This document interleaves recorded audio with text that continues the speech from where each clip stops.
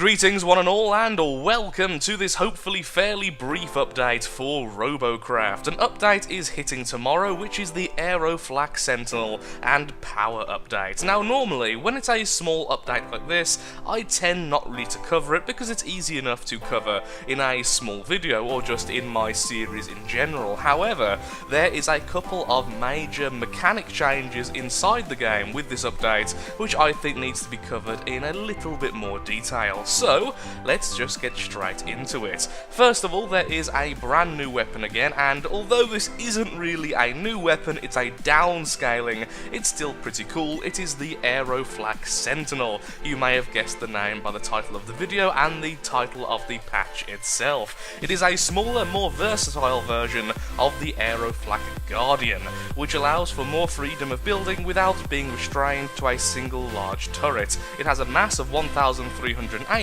which is below half of the weight of the Guardian, which is the original flak weapon, and costs 150 CPU, which is exactly half of the old flak variant. Now, this is a little bit weird because people are already complaining that flak is a bit of a hard counter. It counters too well against certain robot types, and now we have a smaller version, more robots will likely be using them.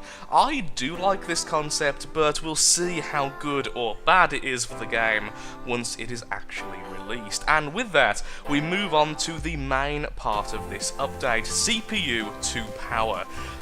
Since the conception of the power system within Robocraft, all robots have the same amount of power, unless of course they're using a power module, but I'm speaking about the base level. They have a base amount of power which regenerates at the same speed. This doesn't matter if you're just a single block with a gun or a massive vehicle with lots of guns, which can cause late game to be a little bit slow. Because of this, there is a new system now in place that simply boils down to smaller CPU robots have less power to play with, and larger CPU robots rather have more power. I guess that statement was actually correct with that weird little mistake there.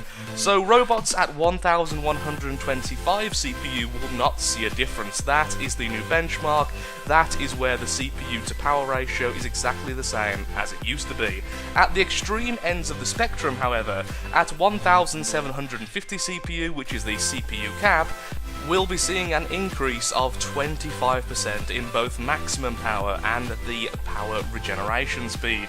This is because we are still keeping the same regeneration speed, taking 10 seconds to get to the maximum power of your robot, regardless of the changes, so please bear that in mind. Having more power does not mean it's going to take longer for you to simply power up. This should hopefully mean at the maximum CPU battles may be a little bit quicker, since we are going to have a across the board 25% power increase, and of course 25% power regeneration increase, and thus more damage per second. However, robots of 500 CPU and lower will see a decrease of 25% power and power regeneration respectively. So lower CPU robots not able to do as much damage, not able to have as powerful alpha strikes with many weapons, and in general may slow down combat a lot, which isn't necessarily a terrible thing, but we'll see how that goes. Their reasoning for this is one of the main benefits of this new mechanic is that low CPU games will be less dominated by larger burst weapons, leading to fewer instant deaths and an overall more enjoyable experience. Following this, there are a series of balance changes and changes to steering itself. Rotors can now be supported by camera steering, which means, yes indeed, you can now have helicopters which strafe correctly, so that is very, very cool, and I will be using this very, very soon.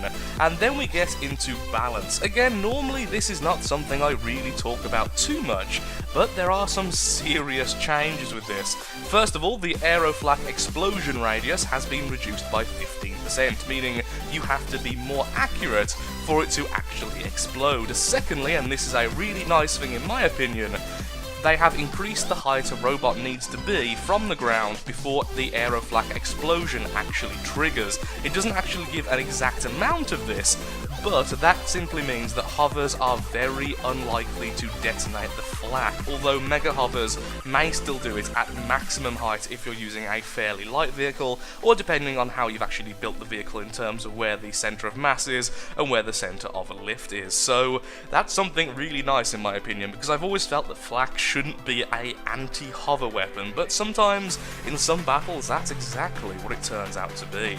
Now we get on to laser changes. Lasers have been changed quite a bit, and in my opinion, looking at the numbers before doing any gameplay, it looks good, because in my opinion lasers have kind of lost their point in the game. Again, completely subjective there, but in my opinion lasers are one of the weakest weapons at the moment and don't really get much use, especially in the larger CPU battles. So laser projectiles are now twice as fast as they currently are, which is kind of amazing, especially against airborne units or just fast units in general.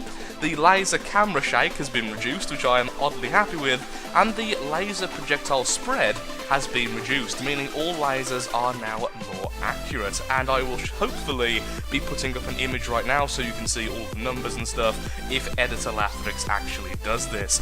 So looking at the numbers, it basically breaks down to something pretty simple, which I'm really happy with. We're going to be shooting faster and doing more damage overall, except for the damage per shot is going to be a little bit less. I am very happy with this, especially as we can see the change to the laser disintegrator, which in my opinion felt absolutely awful to use. The slow fire rate of that thing made me feel like I was playing with a really bad rail. And finally then, we move on to improvements and changes. I will not be covering the bug fixes, although if you would like to read them, they are in the description below. At least the link to the full patch notes is, if you would like to have a look at absolutely everything. So a lot of these changes you won't really notice as a player who's been playing for a while, but some of them are pretty good to know. The first one I think people should know of is that the max weapon counts, which was previously called the nominal count, no longer have a slight benefit for going beyond them. Essentially, if it says the maximum weapon count is 10, going to 15 guns will only give you extra redundancy. After the 10th weapon, you will have no improvement in fire rate. Before this, there was a tiny benefit after the nominal count, although it was nominal. It was a very small amount, almost nothing whatsoever. So just bear in mind that if you are now trying to go for absolute maximum DPS with a weapon, after the maximum count, you get absolutely no bonus whatsoever. So that's pretty good, to be honest.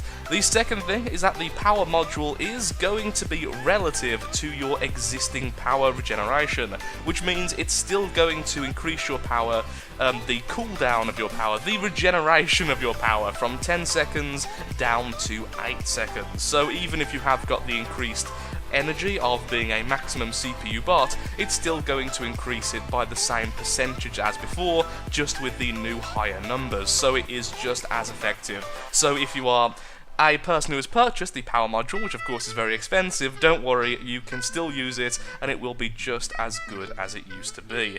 Now this one's a little bit weird, so please bear with me. Components no longer need to be destroyed to deal damage to the robot, so a 98 CPU mech leg that has lost half of its armor will only be considered as having 49 CPU of health remaining for the health bar. This means that defense stacking with high cost components instead of armor will be less effective. Basically, those very weird robots which are just made of mech legs and aero rods will be far less effective, as you can spread the damage over all of the components and still kill the target if you've done significant damage to all of the components. Of course, mech legs are a good example because they have high health and also high shield, which means it can be difficult to kill one in particular, especially if you're doing splash damage to the target and not really focusing too much. But now, that's going to be a bit less effective. Anything that really relies on a lot of functional components is going to suffer a lot from this change.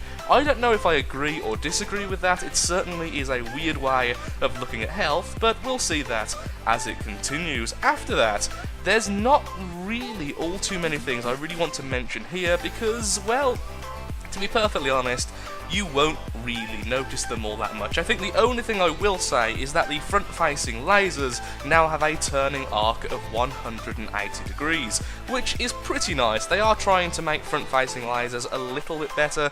They are already slightly better than the regular top-mounted lasers if they are mounted forwards. If you are using camera controls, purely because of how the lasers spin, it can take some time to go from left to right, which of course is damage being lost if you are rapidly turning left to right, which can happen a lot if you are using mouse-based controls, well, camera-based controls, rather than keyboard-based controls. And with that, I think that's pretty much everything I would like to cover with this patch. It's definitely a patch filled with a lot of small changes, most of which I do agree with. The smaller flak is a little bit concerning to me, but if it's anything like the smaller shotgun, we're probably not going to see all that much play of it, because the smaller shotgun, so far to me, and to most people I have been speaking to, is a bit of a disappointment. Low damage, high energy cost, all that stuff. I was going to add something else there, but decided to cut it out. There really isn't anything else I would like to talk about with this patch. There are just so many small things I could talk about it for far, far too long. So thank you so much for watching. If you have enjoyed the video, then of course, likes, favourites, shares, comments, all that good stuff helps out me, helps out the channel, and most importantly, shows that Robocraft is a series you wish to see continued in the future. In the description below, there will be a link to the full patch notes, which will include the bug fixes and anything I have left out, which is actually quite a few things. There were just far too many small updates with this particular update to cover everything in a timely fashion. It's already almost 12 minutes, so thank you again, and goodbye. There will be a gameplay video coming out soon with the small flak.